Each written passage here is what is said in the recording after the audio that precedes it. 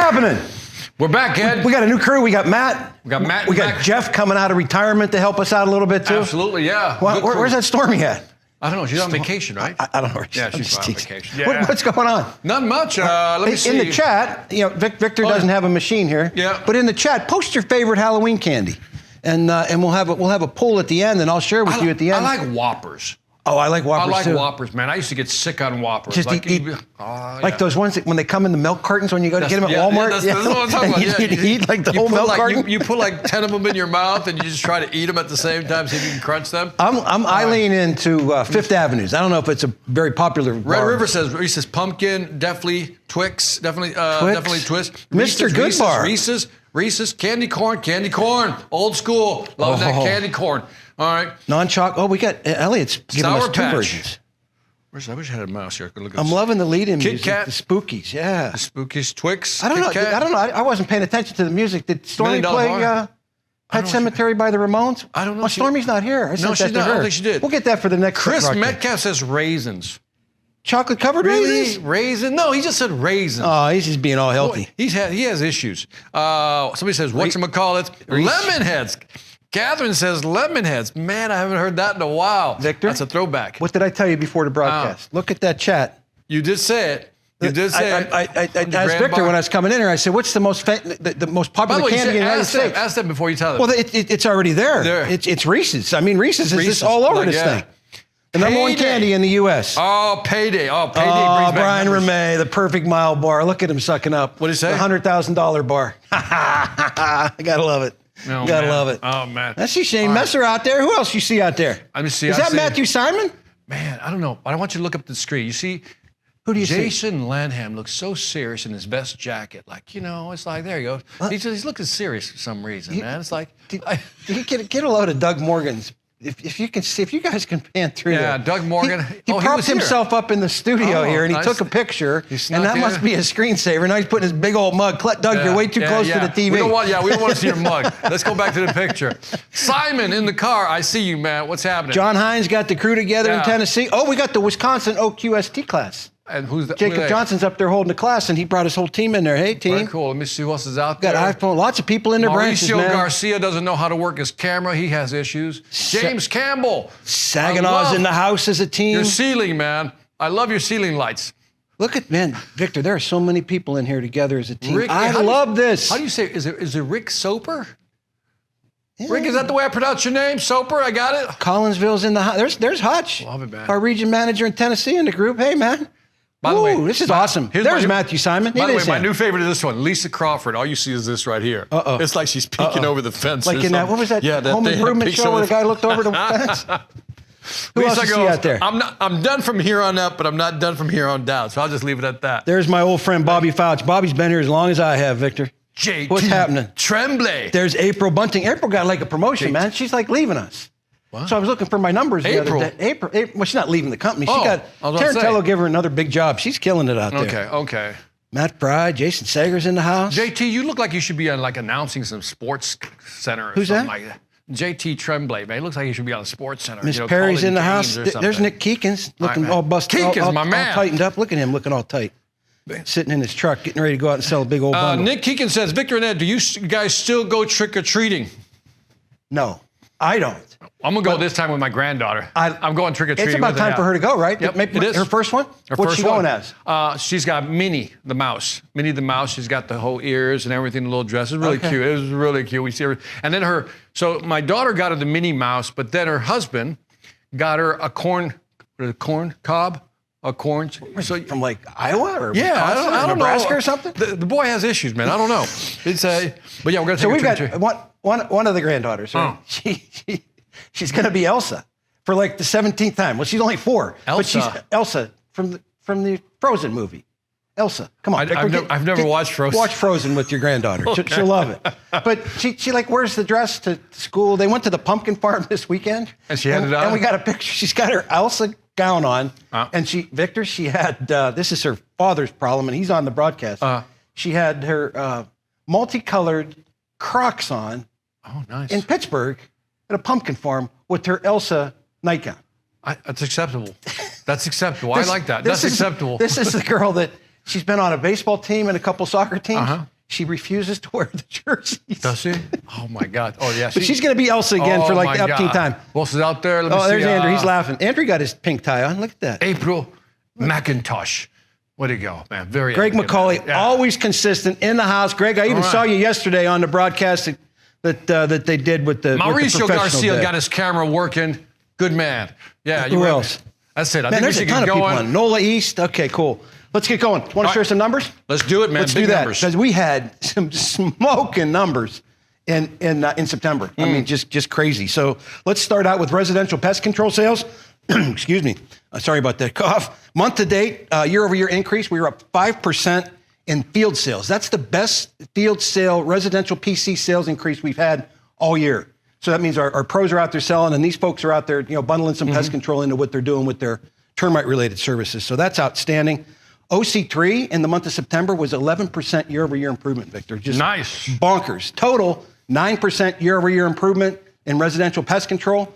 Victor, we added thousands and thousands of new pest control customers that are the lifeblood of what these folks do every day to go out and do the full home inspections. Thousands and thousands. I think the number's like 25,000 last month.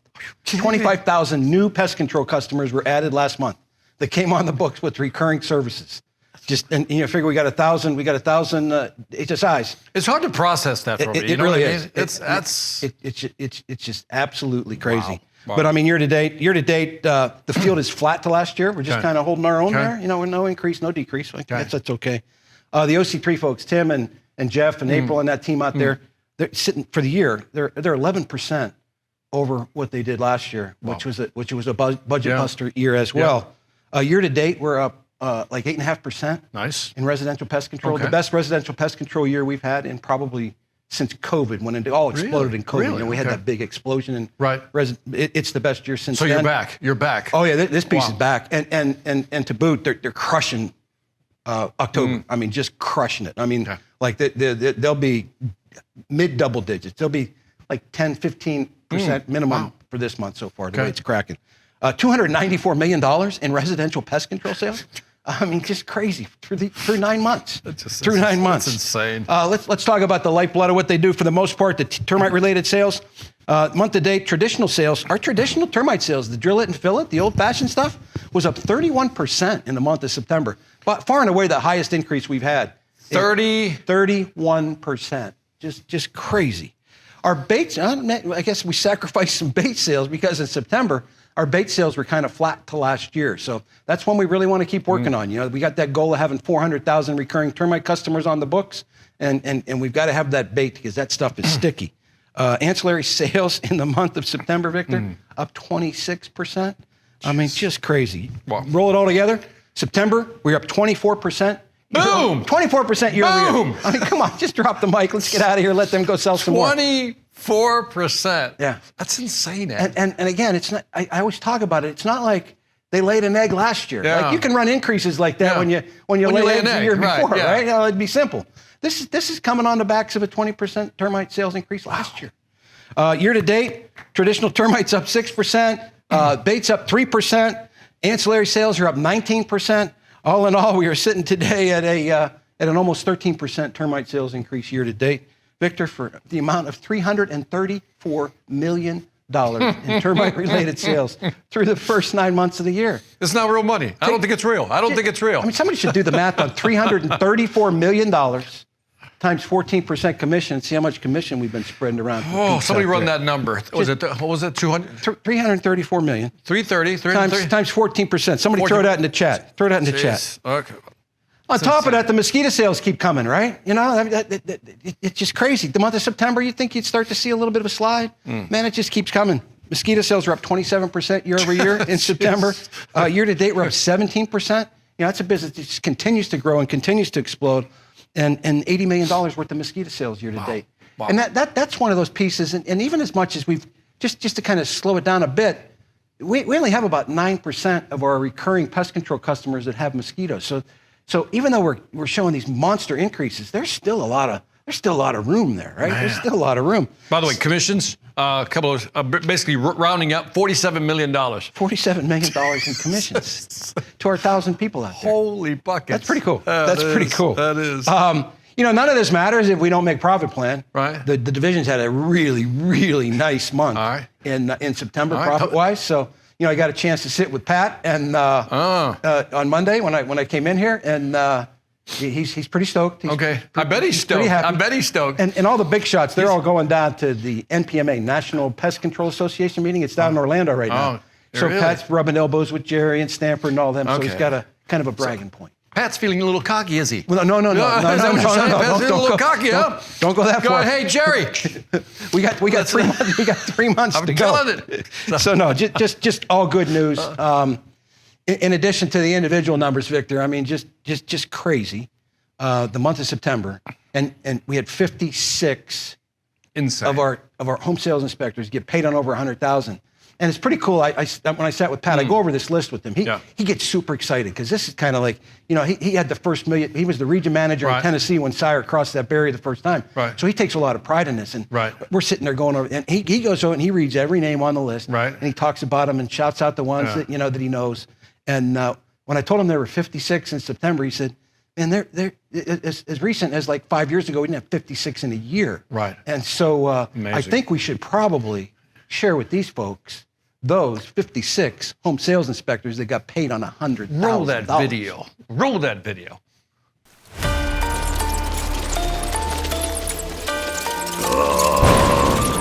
100K. Good.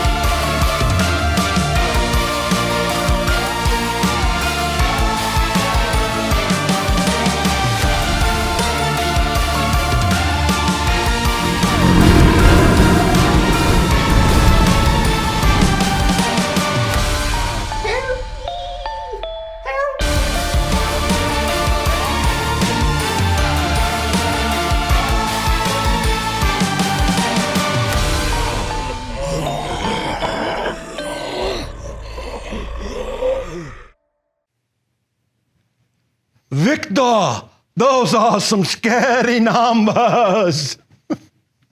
Yeah, real funny, Ed. Real funny. Yeah, real funny. Yeah. I'm glad you're getting a kick out of this. They dressed me up in a dang cape. How old are you, Ed?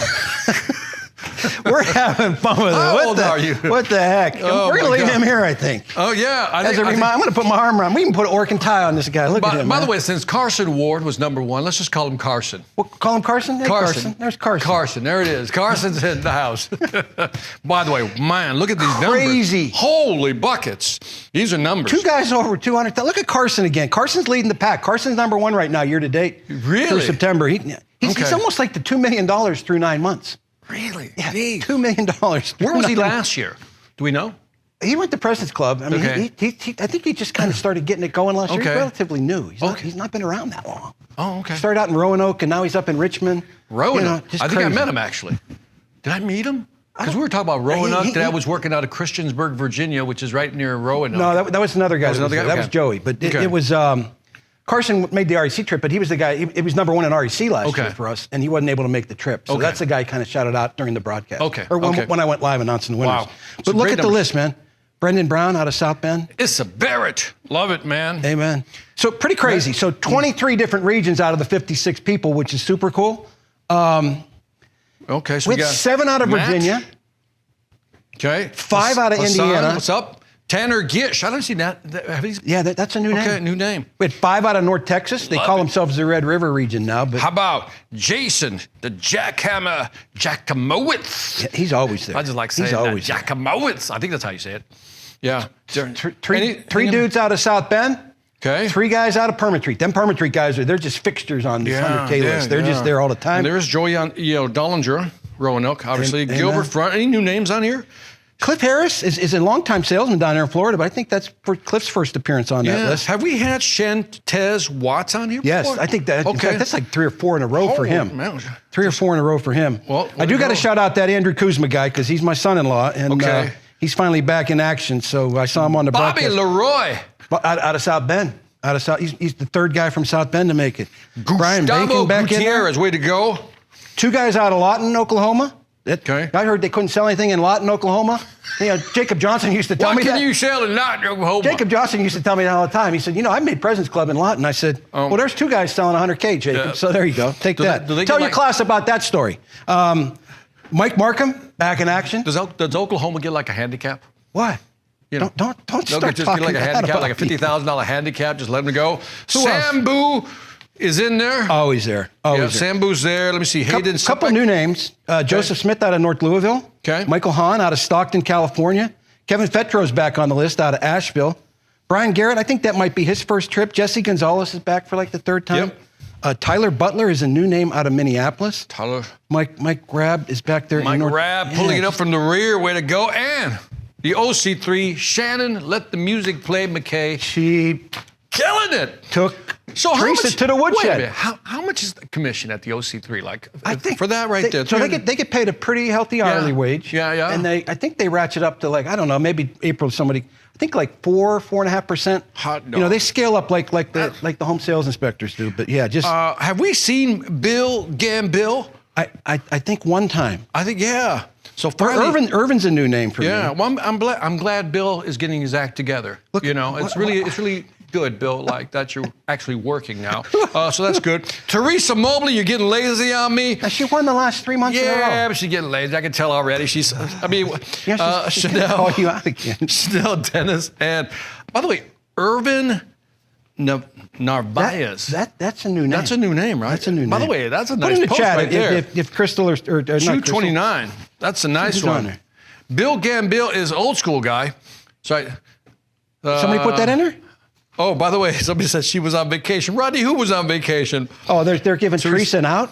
Oh, they're giving Teresa an out? Okay, well, she was on vacation. I mean, she was on vacation. She still hit that number. So I'm trying to figure this out. Rodney says they get paid 4.25, and Jeff says they get paid 4. I'll just do 4. It doesn't even matter. Worst case scenario is 4%. It's a lot of money. That's $12,000 if I can do my numbers correctly. That's great. And that is started business, just like the plus numbers. Plus my hourly wage on top of that, plus my benefits on top of that. Amen. Yeah. Amen. Just like our congratulations. These numbers are great altogether, though. Just like our home sales inspectors, all these numbers are paid on numbers. These aren't sold numbers. I judge on what you put in the bank, so that's what we're going on there. Anything else? No, that's it. Just crazy good numbers. There are. Again, 3 out of Permatreat, 3 out of South Bend, 2 out of Roanoke, 2 out of Crystal Lake, 2 out of Austin, 2 out of Lawton. When you get 2 people in your branch hitting it, I think South Bend's number last month. I think Ben maybe he put it in the chat, or one of these dudes can put it in the chat. They were like over $600,000 for South Bend, Indiana. I mean, it's a little pimple on the map. Last year, what state? Trivia question here. What state sold the most last year? See, I get an out because some of the states kind of overlap in regions. So I'm not even going to touch that question because that starts nothing but trouble for me when I start talking about who's the best. Carlson. Carlson says. Carson would say Virginia. Virginia, okay. But I would say I'm going to stay away from that question just to protect my innocence. So what was the total year over year? The total bottom line number, year over year again? Percentage-wise. Termite sales, 12%. Okay. 12%. OC3 at 8%. Wow. Just crazy year over year. Numbers, man. Just nuts. Again, it's coming off a great year. Oh. And then doing that. We have run double-digit termite sales increases Yeah. since COVID. Yeah. I mean, it just hasn't slowed down. What was COVID? Yeah. 6 years ago? I can't even remember. 2020. So yeah. Almost 6 years now. Yeah. Almost 6 years. Just March will be double 6 digit, years. Yeah. blowing them out. I mean, Wow. and I'm not talking just eking it out. I'm talking Yeah. 12, 14, 16, 18%. Just super cool. I did a presentation for a company yesterday, and nowhere near double digits increase. So you guys are doing great. Yeah. Yeah. So like I said, from my perspective, it's cool to see other companies, and no, they're not seeing these numbers. These are just, I mean, on the broadcast, maybe they get used to hearing these numbers, these Probably. increase, but I'm just telling you, I know I'm being a broken record here. You don't hear these numbers a lot. You do not. These are fantastic numbers. So Yeah, and you almost get numb to it, right? Because you just kind of expect it, you know. Yeah. But I love, like I said, sitting with Pat and him just being blown away by 56. Oh, he's And gotta I'm be he's gotta and I'm be like- giddy. And I'm like, oh, it's 56 this month, you know, because it was 55 last month. You know? So I don't get that charge out of that like he does it. Maybe I should. Maybe I should. Anything in the chat? Brendan Brown says South Bend was over 700K sold last month. I told you about Four those, puppies. I told you about those dudes from South Bend at the Yeah. RAC trip. Yeah, they had issues. No, they Oh, were my bad. awesome. They were Oh, okay, raising the okay, roof. my bad. They had so much fun. They picked the whole crowd up. Did they? The most Yeah. raucous RAC awards banquet I've were ever mentioning- been to. you were mentioning and it was that, all yeah. good raucous. It was Okay, I all got- just really cool stuff. Just, Encouraging I think you said everybody else. what is it? They cheered Chest everybody. bumping people they didn't even know, They you didn't- know? Just running up to them. Something's in the water in South Bend. Before this year is over, South Bend, I am headed your way. I promise you. I right. gotta get some of that in me. I gotta get some of that energy in me. Very cool. But we'll So do it in the today, summer. I thought we were gonna go. I'm gonna go like Books a Million, right? Books a Million. And I love that story. Books a Million. I like that story. yeah, it is a good story, right?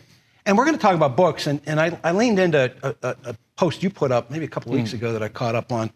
And so I've been traveling around the country this year. I've been sharing a slide for books, you know, that I recommend. You know, and Yep. how we can get. You know, Jerry's line is better before bigger, right? Right. And so how can we get better? And I believe that it leans into some Better of the before bigger. I don't think I've ever heard that. yeah, it's pretty cool. And so I've always tied that into, how do we invest in ourselves? You know, the 1440, find 15 Right. minutes in your day. And one of those, I believe, is to read some books or Yep. do some Audible stuff. But Yep. I want you to explain how your approach to books, because I think it's pretty important. And we'll share a slide, and then I'm Yeah. going to share one story about a book I'm gonna buy for some of them. So I recently had an interesting discovery. I'll use this one because then you're going to talk about this book. Here's a book, for example. Sell is not a four-letter word. I've not read this book. Ed introduced me to it this morning, so I'm going to have to check this out. As you said, I'll let you tell a story. But I like to do at least one book a month. I discovered something. I just want to talk to you about this because I discovered something about myself. I don't like reading off a Kindle Fire. I just can't read off a Kindle Fire. For some reason, I can't annotate. 100% with you. I told my wife that the other day. And she said, well, you can highlight on that and you can make notes. It's not the same. No. It's not the same. No. For some reason, so by the way, I tried it for a year, so I gave it a good run. But every time I want to go back and look at something, I got to go fire up the Kindle. It's not charged. Dang it. Okay, you know what I mean? Yeah. Where my bookshelf, I can just go straight to the book. And so when I look at a book, I try to do at least a book a month. Yep. If I can do 2, that's great, but a book a month is probably what I can do. Yeah, I've had people say, I read 5, 10 books a month. I'm like, dude, you got a lot of time on your hands, because I don't. My rules of reading a book, though, I think you know about my 100-page rule. Yep. If I get to 100 pages and I'm not sold, I stop reading. You know, most people, I used to feel guilty about not finishing the book, but what happened was when I felt guilty about not finishing it, I wasn't motivated to read a book, and that left a bad taste in my mouth, so I wouldn't get another book.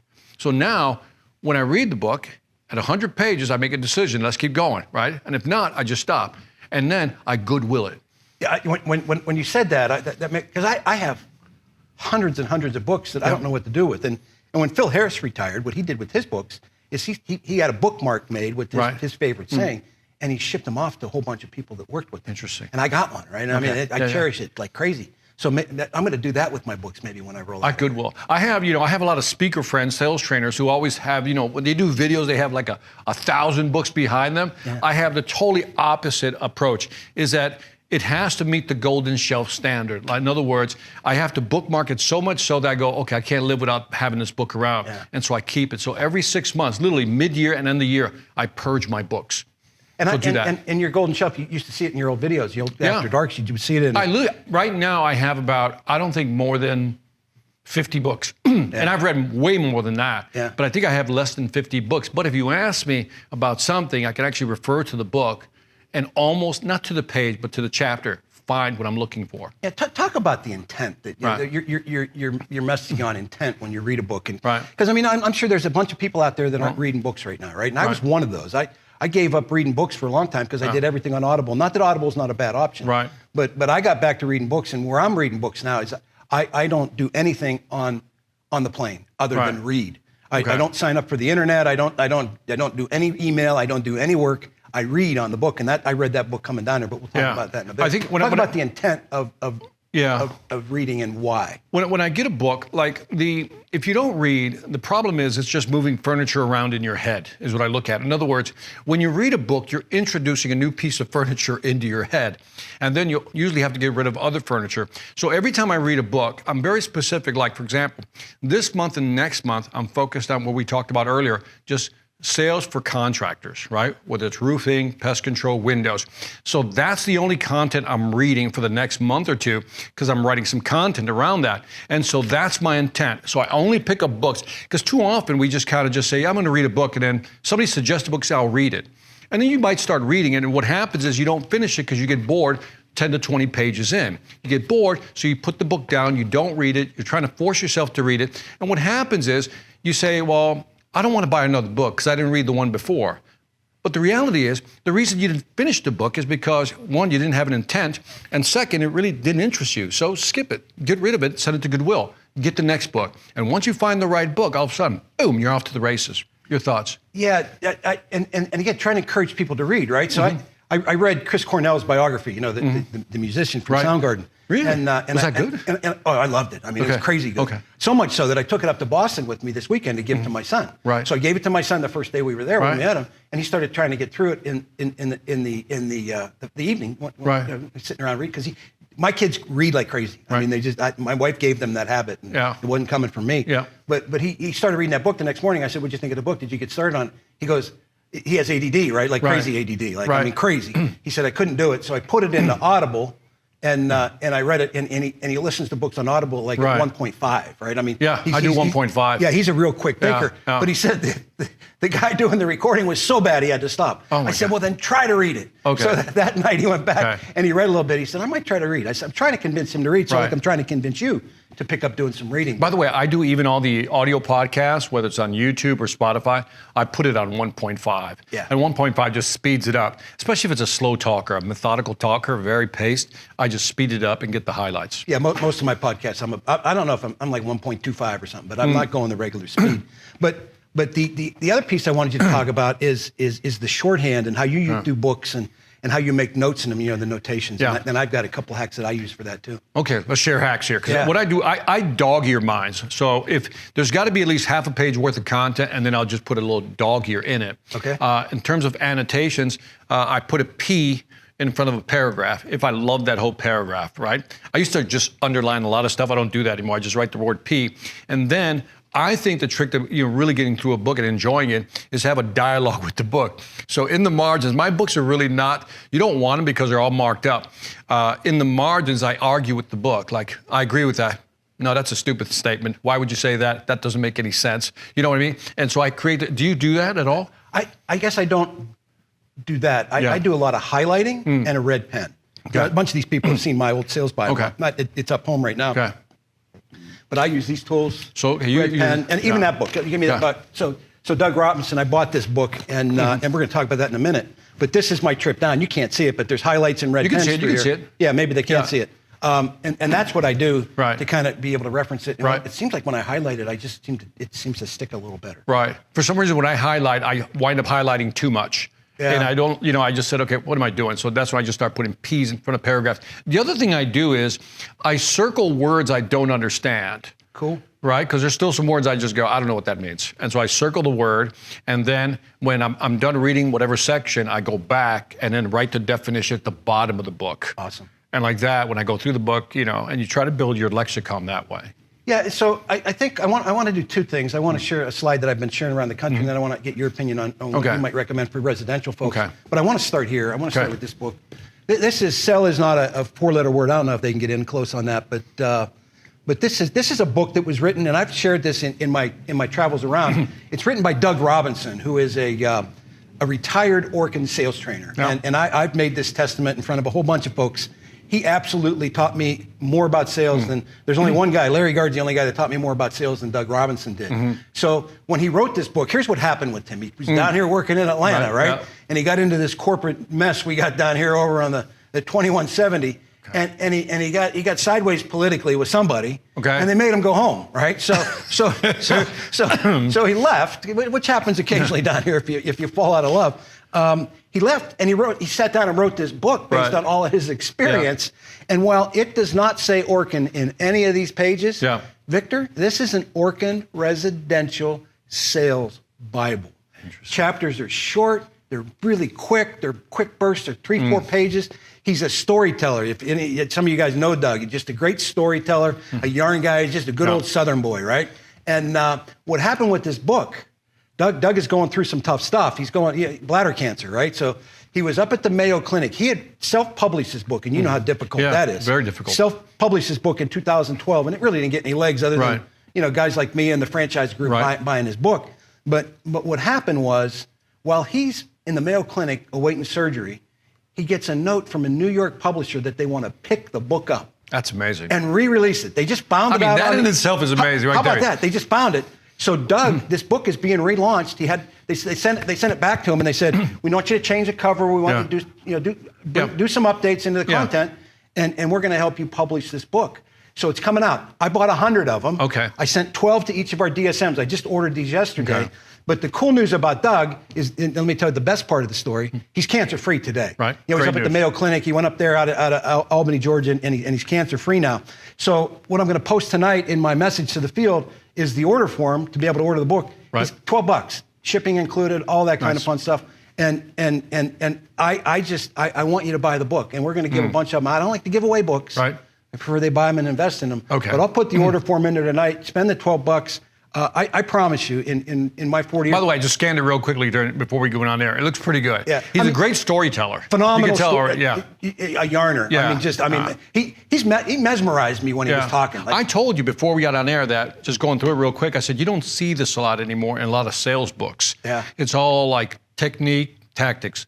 Not a lot of storytelling. This book has a lot of great stories in it. And you know me, and you're the same way. Yeah. Storytelling, story selling, man. Come on, you got to be telling stories. You got to quit spitting facts, and it's super cool. So, Rod Friedman says the book is free on Spotify. It is, and Erica says 1 book a month. You're still ahead of the average. That for sure. So I'll link that book up to you tonight. But let's throw that slide up, Matt, if you would, and I'll just share the slide I've been using. This is the slide I've been using in my presentations. Obviously, I lean heavily into the sales Bible. Sell is not a 4-letter word. That's the old version. That's the old version. That's the one from 2012. Inner Excellence is the book that the wide receiver from the Eagles reads on the sidelines. There's Victor's Response Block Selling. This is my go-to list for salespeople. When I was out going around doing the rubber chicken short, that's what I was talking about. So those are mine. Yeah. Talk about a couple of years. From this list, though, I would go with... I love The Perfect Close. I know James Muir. The Perfect Close, I'm talking about for Orkin, for Rollins here. The Perfect Close is a must-read. I would think Never Split the Difference is good as well. Perfect for this group. I think, obviously, mine, not because it's mine, the response block selling is always great. And then probably jump over to Fanatical even though I'm a fan of the Challenger, like that would be my top 10. Yeah. But for this, unless you're commercial, if you're commercial, the Challenger sale, and then Fanatical Prospecting. Yeah, and we'll get to the commercial folks this afternoon. But any others that you my number one book right now is The Jolt Effect. Yeah, The Jolt Effect by I forgot his name. Matt.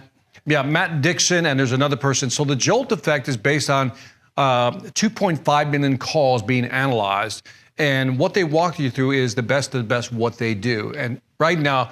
It was published last year, still my number one book right now. Yeah, I read that a couple times, and that's what happens with some of these books. Yeah. Like that Inner Excellence, it was a super tough read. Like J.R. Rodriguez read it with me, a couple other guys read it with me. I went back and read it again. I got a note from Doug Morgan. I recommended Emotional Intelligence to him. He sent me a note the other night. He said, I read it. He said, but I got to read it again. You have to read it again. Some of that stuff, it's so deep. Like that Inner Excellence book, I mean, it blew me away. I mean, I'm like, oh my God. I have not read that one. It's the guy, the Eagles player, on the sideline. There's a sleeper out there, but I would only recommend it for commercial. It's called The Expansive Sale. Okay. And it talks about getting renewals, getting upsells, getting people not to cancel. And it's a great book by Tim Reister, so that's a sleeper. Awesome. Yep. And then on top, again, we ran into Victor 12, 13 years ago because of response block selling. And that's when I brought him into the advanced sales classes that a bunch of you were in. It was that long ago. Yeah, Wow. absolutely. Wow. And I certainly recommend that one. And then you're mastering the upsell. You got it right there. That's a perfect book for our residential salespeople. Upselling, absolutely. Because that's what you do for your lifeblood. What you do, you're going out and seeing PC no TCs and you're seeing re-inspections and you're mastering that upsell, and that's where you're making all your bones. So just crazy. Yeah, Doug's book. I'll get it out. I'll put the link out there. It is available on Spotify. You can get an ebook on Spotify. I haven't listened. I don't have Spotify. I use YouTube Music, but Doug does the reading on Spotify, and it's got to be just kind of mesmerizing. So get after that. Let's get into some housekeeping because we're pushing time. There is plenty of month left. I teed up in my message to you, rolling into October. It's the longest sales month we have going. There's still a whole week to go. I mean, you got 3 days this week, and you've got all the way through Friday of next week to make stuff happen. So, if you're not out of the blocks the way you want to get out of the blocks, 10,000 a day, a solid punch, it says, can turn everything around. So go turn your week around. There are 10 weeks left in this President's Club run, and you home sales inspectors, I'm just kind of forecasting the math. I told Pat yesterday that I believe that the 50 home sales inspectors, Victor, they're going to go to President's Club this year in Arizona, will all get paid on over $1 million in termite sales. Wow. So, I mean, you got to get after it. You got to get after it. It's coming up the holiday season. You managers, if you want to buy your salespeople something for Christmas, buy them a book, right? Yep. Buy one of these books. Again, I'll have the thing for Doug's book in the email tonight. A safety message for you, Halloween. Be careful out there driving. Kids can get crazy. They get all excited. So when you're driving around, the clocks, I don't know if the clocks will be flipped by then or not, but just be really careful as you're driving around in the evenings with the children out there. So Go for No is a great book by Brian Pace too. Yeah. Great book. Anything else? That's it. Let's close it out. Yeah, let's get out of here. Appreciate it. By the way, we should ask him, though. Can you type in right now what book you're reading? Yeah, that'd be awesome. Put that in there. What book are you reading right now? Anybody reading a book right now? Yeah, suggest one for us. Let's see what you're reading. I think that'd be interesting. Doug Morgan points out that Doug Robinson will answer any question you post on Facebook. Michael says, Think and Grow Rich, Napoleon Hill. Amen. Never gets old. Oh, it never does. Kids are hopped up like Spider Monkey on Mountain Dew. Come on, put some more sell now. There you go. The Oath. The Oath, okay. Nice. Green eggs and ham. All right, whoever put that in, well done. Green eggs and ham, well done. I love that. Sweet. The Titus 10. I don't know that one. I don't know that. Share some more. Shoot me an email Eat later. That Frog. I think that's Brian Tracy. Ted Williams, the kid. Matt, there's my baseball guy. Doug Morgan, Selling on Cries. Extreme Ownership. I think one of the teams. The case. I think the OC3 team is going through extreme ownership. That's at Jocko Willink. Blink, a great book. Yeah. The David Green books are great. The Green books are great. By the way, Unleash Leadership. Sweet. Building Time at Brushy. What the? I don't know what that is. I don't know what that is. I don't know. Jesse Birch, you're going to have to explain that one Joe next Whistler, time. Dave 21 Laws of Leadership. Very good. Keep going. Yeah, great books. All right, anything else? No, I think that's good. That's awesome. Share that. If you got any more, it certainly hit me back up in the chat. Again, not in the chat, but when I send that email message again, just a reminder, when I send that every night, that's a blank copy to over 2,000 people. If you respond, I'm the only one that'll see it. So if you've got a favorite book or a favorite podcast or something, shoot it out to me so then I can share it and you can make my life easy. Fair enough? Matthew Simon said, 50 Shades of Gray. Matthew Simon, I'm coming after you. Fire that guy. Just fire that guy. He's been around here as long as I have, too. Pitch anything. All right. There you go. Reading Ed's email. Oh, look at Mr. Dorsey. They're on Dorsey. You suck up. You suck up, you. All right. Let's get out of here. All right. Have a happy Halloween, guys. Take care. Be safe. Bye.